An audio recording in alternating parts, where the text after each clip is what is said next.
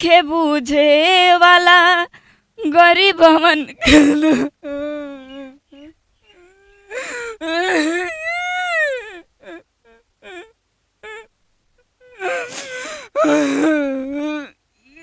चलिए हमनी के फिलहाल मौजूद बानी सब विजयपुर प्रखंड अटे गोपालगंज डिस्ट्रिक्ट है। गोपालगंज डिस्ट्रिक्ट के एगो लड़की बाड़ी आज सोशल मीडिया पर कुछ कार्य करेली, कुछ गाना वाना गावेली, कुछ वीडियो वगैरह रील्स वगैरह बनावेली। घर दुआर के स्थिति जौन इनकर देखे तो बड़ा लोएस्ट स्थिति बाटे।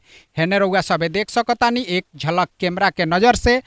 एने का और भी जौन स्थिति बाटे ओहू स्थिति के रउआ सबे देख सकतानी कि बड़ा जौन गरीबी से जूझते हुए ई कहीं ना कहीं सोशल मीडिया पर आ गइल बाड़ी।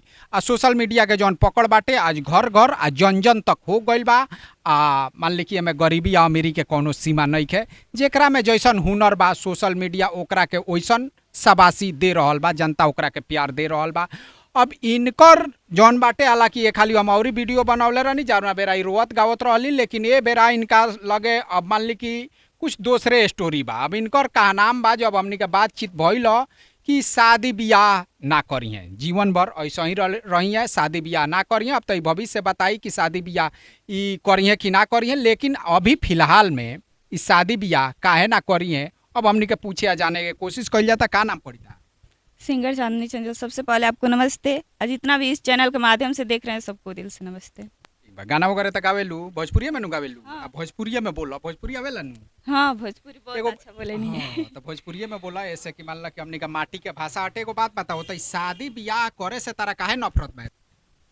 काहे कि जौना भी लड़की के शादी होता वो बहुत कष्ट झेला ताड़ी, वही से हमके बहुत नफरत बा।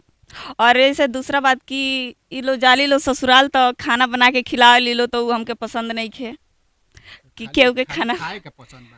हाँ, बस खाए पसंद है। ई मान ला कि केंगनी से हो सकता कि मरद बनई है या तू बैठल बैठल खइबू? हाँ, जैसे घर के भी लोग बाटे तो मम्मी बनावेली, बहन बनावेली, तब बैठ के खानी और आपन काम करेनी। तो ठीक बात। तू नैहर में बाड़ू तो बनईबू तो खइबू तो सृष्टि के संरचना के बदल देबू। अब मरद बनावो ऐसा तू बैठल बैठल खइबू, अब ओकरा बाद से उनका के ना होई तो पिटबो करबू। हाँ, काहे ना, वैसे कहे नहीं कि हम शादी ना करें। और मम्मी से भी बोले नहीं कि हम काहे खातिर शादी करें, जाएम तो बना के खियाव पड़ी, ऐसे शादी ना करें। माने खाना तारा ना बनावे के पड़ो ऐसे शादी नहीं को करो? नहीं, ये भी प्रॉब्लम बा। और जौन लड़की शादी करके जाता लो उन लोग को बहुत गजन होता है, सास ससुर मतलब हस्बैंड बहुत ही भी मतलब गजन देता लो। माने गजन वजन दे तारू तरह तरह के काम काज करे का पड़ता। कुछ आदमी का मरद बाड़े और वे लड़की जब अपनी नैहर में रहेली तब बिंदास खाली पिएली घूमेली और ससुराल में ना मिलेला। ससुराल में ना मिलेला माने तारा आजादी चाहिए हर एक तरीका से? हाँ, हमके आज़ादी चाहिए हर एक तरीके से। मतलब हम ये लाइन में ऐसे है नहीं कि मतलब कमाएम खाएम अपन घर परिवार चलाएम और मौज मस्ती में रहें बस। बस और दोसर कुछ मान ला कि आगे चल के तारा कहीं मान ला कि जरूरत पड़ल कि ना मेरा शादी ब्याह करे के बा तब का करबी? शादी ब्याह में हमको इंटरेस्ट नहीं है। तारा इंटरेस्ट नहीं है? माने पुरुष में तारा कोनो इंटरेस्ट नहीं है ना? आई लइकवा कुली अनेरिया घूमल फिरत तारा सो एकनी से तो और हमरा नफरत है। अब देख भी सके नहीं, कब भी गांव में क्यों लड़का से पूछ सके नहीं कि अगर लगो से जात हुए तो हम ओकनी के देख ना सके। हाँ, अगर कोनो भी लड़का हो हम नजर से जल्दी नजर मिला के बात ना करे नहीं। हाँ, ई माने ई काहे तारा ये इंगन से प्रॉब्लम हो गइल भाई? कोनो बीमारी बा का तारा? नहीं, कोनो बीमारी नहीं कि जैसे एक दोस्त भी हमार बात करते रहे तो मतलब ओकरे साथ बहुत गलत भइल, धोखा दे के ओके दूसरा लड़की से बात कैलस। और जब वो कहले रहे कि ओकरा से शादी करें तो उ ना कैलस ओकरा शादी और धोखा दे दिलस। तो अब जब शादी करके गई तो ओकर ससुराल वाली बहुत दिक्कत देता सन इस समय। हाँ, माने तारा दिकदारी के वजह से तारा कहीं मान ला कि काल के केहू से संपर्क होता जेकरा पर तारा विश्वास होता, ठीक बा? तो ओकरा से तारा शादी ब्याह करे में कौन दुनिया परहेज में बा? हम किसी पर भरोसे नहीं करते हैं। माने मरद जाति पर तारा भरोसे नहीं है? नहीं, मेरी माँ भी कहती है ना कि मतलब एक किसी को नहीं होगी जो इसका कलेजा भी काट के दे देगा उसका भी नहीं होगी ये।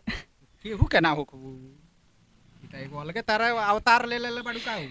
अब बताओ कि एक गनी से अगर मान ला कि शादी ब्याह ना होखे। देखिए, हम हमेशा सच्चाई पर चलते हैं और हमारे साथ मतलब कोई घात करे कभी हो नहीं सकता है। हम किसी पर भरोसा ही नहीं करते हैं ऐसा। हाँ, तो शादी ब्याह तार ना होई क्लियर बा? ये शुरू से है मेरे अंदर कि हम शादी नहीं करेंगे। शादी ना करबू एकदम तारा ये जौन खाना पीना बनावल बा लइका फइका बा ई तारा पसंद नहीं है। ये नहीं के पसंद, बस सर सफाई पसंद है।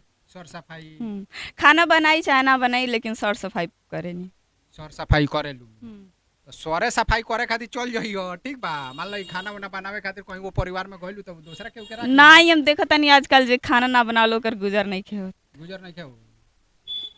तो अभी देख सकता नहीं कि इनका एगो नया बीमारी बा कि खाना एउ जी खाना वाना ना बनावेलू खाली खालू हाँ हैं? हाँ। तक मम्मी ना रही तो एगो छोट बहन रल उ बना के खियात रल से, बड़ी मम्मी घरे खा लेत रहनी लेकिन खाना ना बना। ई तारा खाना ना बनावे में का प्रॉब्लम बा भीड़ पड़ेला। करेला। अच्छा अब देख सकता नहीं कि इनकर एगो जौन पसंद बाटे इनका मर्द जाति से कहीं ना कहीं नफरत बाटे आ इनका कहनाम बा कि हम ये से बियाह ना करब कि खाना वाना बनावे के ना पड़ी या खाना अगर बनावे के पड़ी या तरह तरह के औरत लोग के प्रताड़ित कइल जाता। हाँ हाँ। ये नु औरतों जात तो मर्द के प्रताड़ित करता लो। हाँ जे जे सर हाँ हाँ हैं? जे जे सर तो देखो अब औरत बाड़ी के सबकी मर्द चॉइस अलग अलग बा। मर्दे के ताई ना पीटो तारी के उ बेचारू लोग के रीढ़े सोज हो जाता। बात माना तारू। हाँ हम मम्मी से भी कहीं नहीं, अगर हमारे जबरदस्ती शादी कर देवलो तो हम आज शादी करके जाए काल तलाक दे दे। खाना हाँ खाना बना लग चाकर में तो पहले ही तय कलिया कि हम खाना ना बनाए। ना ऐसा कब हो ये नहीं कह सकत कि हम जे कहो आज के जमाने में एगो खाना बात बनाला बतावो। खातिर शादी भी लोग करता। एगो बात बताओ एगो मान ला आज कि एक घर में तो चला खाना बनाइए हमनी के घूमल जाइए ऐसे करल जी ना। एगो बात बताओ तू मान लो कि ए जी रहते रहते तार भाई होई तो बात हाँ एक जना काल तो ओहू लोग के तू खटके लगबू कि काहे जी नैयर में बैठ के मान ला कि ए जी करत तारू। ना ना ना है ऐसा नहीं क्या हो सकत। हम खुद अपनी कमाई के बल पे अलगे घर बनवाए मुझे रहे लेकिन इनका लोग के ताना ना सहे।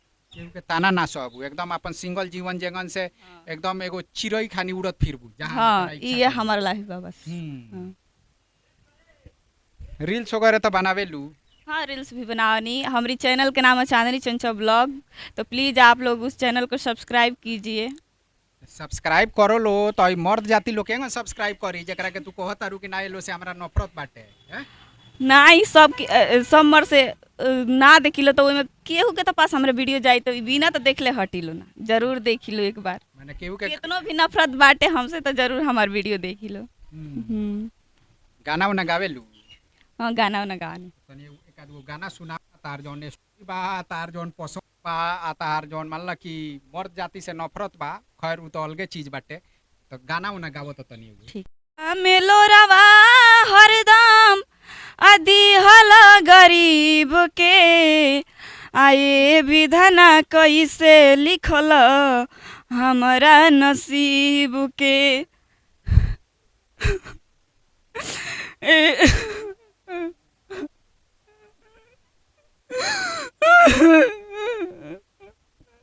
लड़की अपन ओह गरीबी से जूझ रहल बाड़ी कि उ गरीबी के ई कहीं ना कहीं गीत में उतरले बाड़ी आ उ गीत के जब गावे लागतारी आ उ गरीबी से जे गुजरेला उ ओ मरम जानताटे। ऐसे गाना लिख के केहू के दे दियाला उ गा देला लेकिन उ ओ गाना के मरम ना समझ पावेला लेकिन जेकरा पर बीतल रहेला उ गीत से ओकर मरम समझता। आ ई देख रहल बानी कि ए जी रो रहल बाड़ी हालांकि एगो ई बड़ा खुश दिल लड़की बाड़ी लेकिन कहीं ना कहीं गरीबी एगो ऐसन चीज बा कि उ कैसनो जौन मान ली कि खुशी होके ओकरा के गम में बदल देला। आ पैसा एगो ऐसन चीज ह जौना से रउआ कुछ हद तक ले बहुत हद तक ले खुशी खरीद सकतानी। हमको चाहे कि एक खाली से फिर से कोशिश कर ठीक बा ताकि तहार जौन आवाज बाटे जब याद पड़ता तहार जौन आवाज बाटे उ कुछ दर्शक लोग के लगे तक पहुँचे। हालांकि पहले ई जौन बात कुली कहत रही है बड़ा खुश दिल से कहत रही है। हालांकि इनकर अपन विचार बाटे अभी लड़कपन बाटे हो सकता उम्र के साथे साथे वो विचार में परिवर्तन भी आ जाई। जौन भी ई कहत रही है शादी ब्याह ना करे के तो कहीं ना कहीं वो में परिवर्तन आ जाई लेकिन फिलहाल के परिस्थिति में इनकर विचार बा आ जौन इनकर गीत बाटे जौन इनका पर बीतल बा वही के ई गीत बना देले बाड़ी आ ओकरा के गावत पीरियड में ई फिलहाल रो रहल बाड़ी रउआ सब जी देख रहल बाड़ी। चल ए खाली तनी फिर से तू कोशिश कर ताकि गाना जौन बा गा सकत।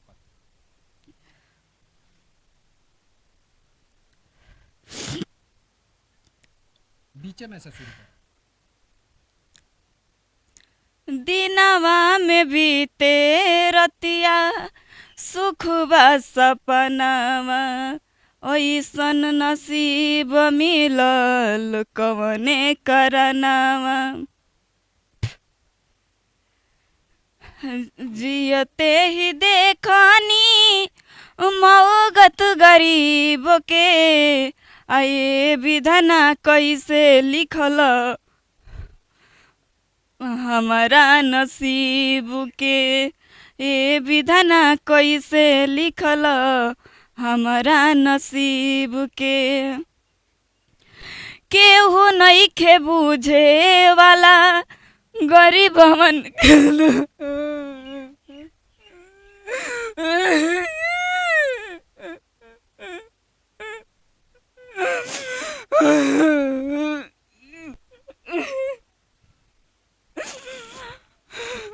ये लड़की के देख रहल बानी जौन इ गाना लिखले बाड़ी, की गाना लिखले बाड़ी?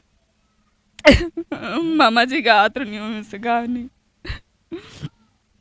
देख रहल बानी जौन इनका पर गुजरल बा उहे इ गीत बनौले बाड़ी आ वो गीत के गावत पीरियड में इ कहीं ना कहीं जौन इनकर दर्द बाटे उ छलकता, जौन इनकर गरीबी बाटे रउआ सबे देखते बानी आ उहे गरीबी कहीं ना कहीं दर्द के रूप में, आंसू के रूप में बाहर निकल रहल बा। का कहिया बंद कर दिया हैं?